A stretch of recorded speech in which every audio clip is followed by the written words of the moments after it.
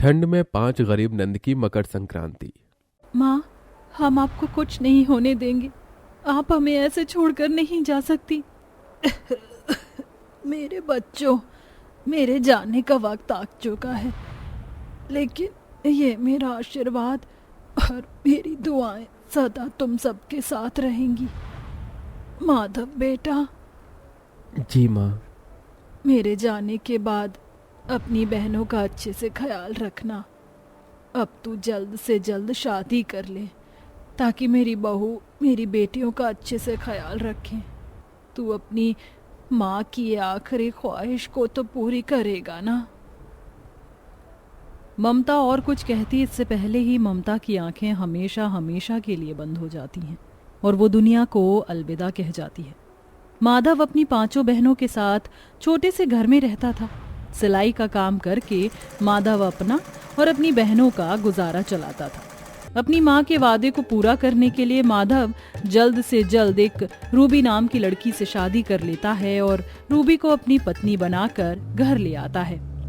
Ruby, मैं तुम्हारे पिताजी की तरह अमीर सेठ तो नहीं हूँ, लेकिन मैं तुमसे वादा करता हूँ कि मैं तुम्हारा अच्छे से ख्याल रखूंगा। मुझे तुमसे कुछ भी नहीं चाहिए, सिर्फ तुम मेरी बहनों का हमेशा ख्याल रखना। उनका मेरे और तुम्हारे अलावा इस दुनिया में कोई भी नहीं है। माधव, तुम चिंता मत करो, वो मेरी नंद नहीं बल्कि मेरी छोटी बहनें हैं।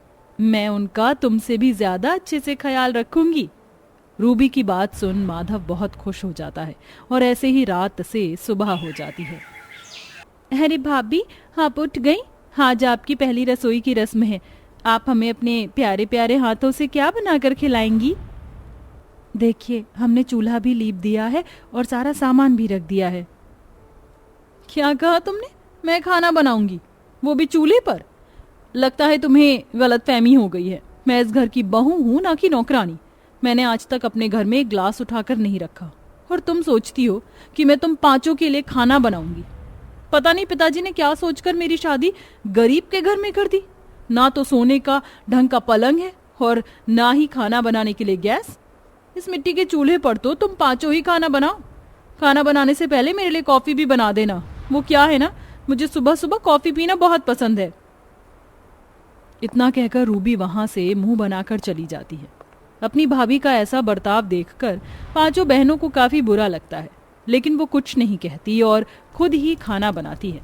रूबी अमीर परिवार से थी, जिसके चलते उसके अंदर घमंड की कोई कमी नहीं थी। माधव के सामने तो रूबी अपनी नंदों से अच्छा बर्ताव करती, लेकिन माधव के जाते ही वो अपनी नंदों के साथ किसी जानवर की तरह पेश आती और ऐसे ही समय गुजरता है। भैया, आप क्यों जा रहे हैं? मत जाइए ना।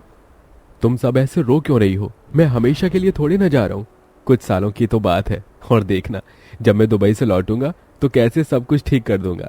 तब तक तुम सब अपना ख्याल रखना। मैं नहीं हूं तो क्या हुआ, तुम्हारी भाभी तो है ना। तुम्हारी भाभी तुम सबसे मुझसे भी ज्यादा प्यार करती है। ये तो माधव की 5 बहनें ही जानती थीं कि उनकी भाभी उनसे कितना प्यार करती है और उनका कितना ख्याल रखती है। माधव के जाते ही अब रूबी अपनी नंदों पर और अत्याचार करना शुरू कर देती है। रूबी को शुरुआत से ही बड़े घर में रहने की आदत थी, इसलिए रूबी अपने पिता से पैसे मांगकर अपना छोटा ससुराल तुड़वा कर एक बड़ा घर बना लेती है, जिसमें वो अपनी नंदों के साथ रहती है। लेकिन उस घर में उसकी नंदों की हैसियत किसी नौकरानी से कम नहीं थी। 2 दिनों बाद मकर संक्रांति है। हम हर साल मकर संक्रांति का त्योहार बनाते थे। माँ ही इसकी सारी तैयारी करती थी। सोचा था इस बार भाभी इसकी तैयारी करेंगी, लेकिन मुझे नहीं लगता कि भाभी मकर संक्रांति का त्योहार मनाएंगी। एक काम करते हैं, हम लोग ही मकर संक्रांति के त्योहार की सारी तैयारियां करते हैं। 5 बहनें मिलकर मकर संक्रांति के त्योहार के लिए सारा सामान लाती हैं और मकर संक्रांति के दिन तैयारी करना शुरू कर देती हैं।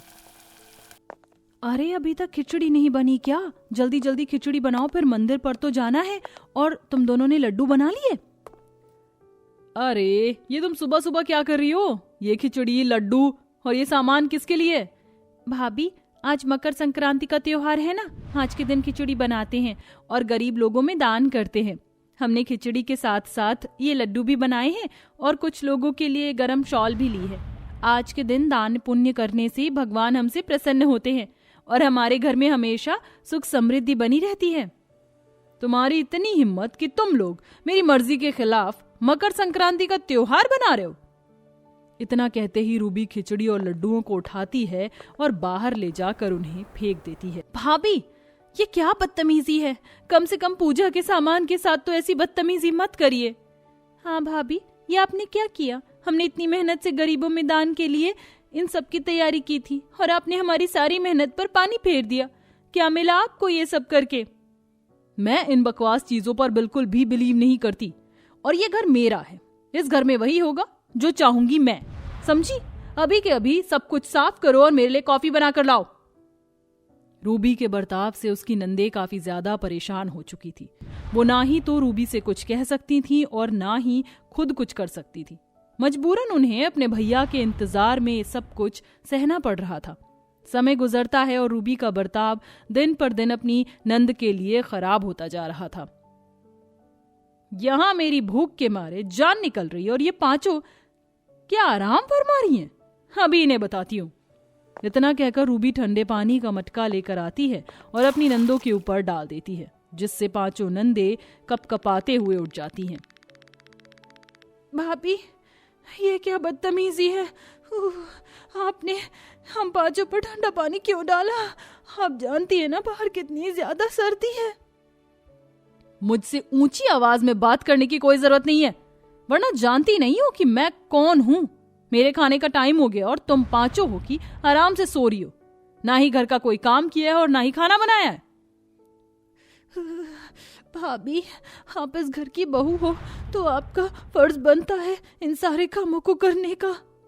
ये सारे काम नौकरानी के हैं जो तुम पांचों हो। तुम्हारी हैसियत तो मेरे घर की नौकरानी की जितनी भी नहीं है, फिर भी मैं तुम्हें इस घर में रहने दे रही हूँ। अगर इस घर में रहना है तो मेरी सारी बातों को मानना होगा और नौकरानी बनकर मेरी सेवा करनी होगी। पांचों बहनें अपनी भाभी की नौकरानियां बनकर ही अपनी जिंदगी काट रही होती हैं। समय बीतता है और एक बार फिर मकर संक्रांति का त्योहार आ जाता है।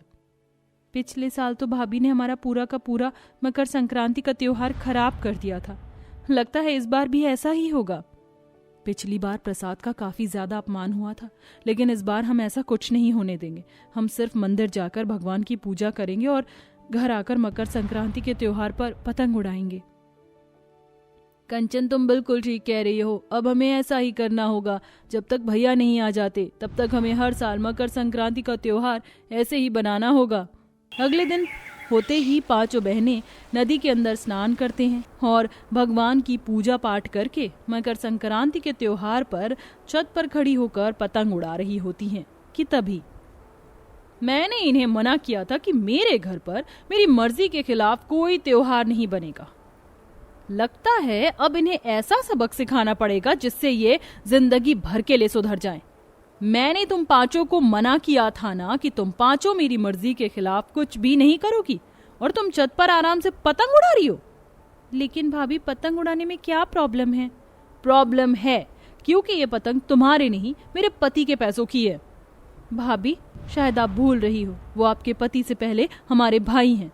अब बस कुछ वक्त और, हमने बहुत बर्दाश्त कर लिया। भैया के आते ही हम भैया के सामने आपकी सारी असलियत खोल कर रख देंगे, तभी आपको आपकी गलती पर पछतावा होगा। कंचन की बात सुन रूबी गुस्से से तिलमिला उठती है और वो कंचन को छत से धक्का देने लगती है। तभी रूबी का पैर मांजे में अटक जाता है और रूबी इस हाथापाई में खुद ही छत से लटक जाती है। अरे कोई बचाओ, मुझे कोई बचाओ, मेरी मदद करो। प्रीति, जल्दी से भाभी को ऊपर खींच। तुम भाभी को वहां से पकड़ो, जल्दी से ऊपर खींचो। पांचों नंदे अपनी भाभी को नीचे गिरने से बचा लेती हैं, लेकिन इसके चलते पांचों नंदों के हाथों में मांझे की वजह से काफी चोट लग जाती है। भाभी, आप ठीक तो हो ना? आपको चोट तो नहीं लगी ना? अरे कंचन, देखो भाभी के हाथ से तो खून निकल रहा है। जाओ जल्दी से नीचे से दवाई लेकर आओ। मैंने इनके साथ शुरू से ही इतना बुरा बर्ताव किया, इनके साथ नौकरानियों जैसा बर्ताव किया, कभी इन्हें प्यार नहीं दिया, लेकिन इसके बावजूद भी आज इन पांचों ने मेरी जान बचाई। लानत है मुझ पर। भाभी, आपको ज्यादा दर्द तो नहीं हो रहा है ना? तुम पांचों मुझे माफ कर दो। अगर आज तुम पांचों ना होती तो मैं तो मौत को प्यारी हो गई होती। मैंने तुम लोगों के साथ इतना बुरा बर्ताव किया, इतना गंदा सलूक किया, उसके बाद भी तुम पांचों ने मेरी जान बचाई। मुझे मेरी गलती का एहसास हो गया, मुझे माफ कर दो। मकर संक्रांति जैसे शुभ त्योहार पर हमें हमारी भाभी का प्यार मिल गया और आपको आपकी गलती का एहसास हो गया। इससे बढ़कर हमारे लिए क्या हो सकता है। पांचों नंदे अपनी भाभी को माफ कर देती हैं, जिसके बाद अब रूबी अपनी नंदों के साथ मिलकर मकर संक्रांति के त्योहार की तैयारी शुरू करती है और नंद भाभी मिलकर मकर संक्रांति का त्योहार बनाते हैं और खुशी खुशी साथ में रहते हैं।